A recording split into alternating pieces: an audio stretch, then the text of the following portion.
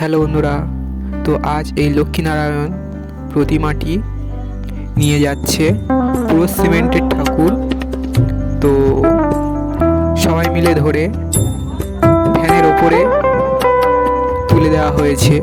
তো এরপরে নিয়ে যাওয়া হবে। তো আমি সেই ফাঁকে চারিদিক ঘুরে কিছুটা ভিডিও করে নিলাম আপনাদের দেখানোর জন্য।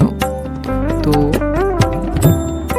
চারিদিকের ভিউটা আপনাদের কেমন লাগছে অবশ্যই কমেন্টে জানাবেন। অবশ্যই চ্যানেলটিকে সাবস্ক্রাইব করবেন। তো এই যে ঠাকুরটি নিয়ে যাওয়া হচ্ছে,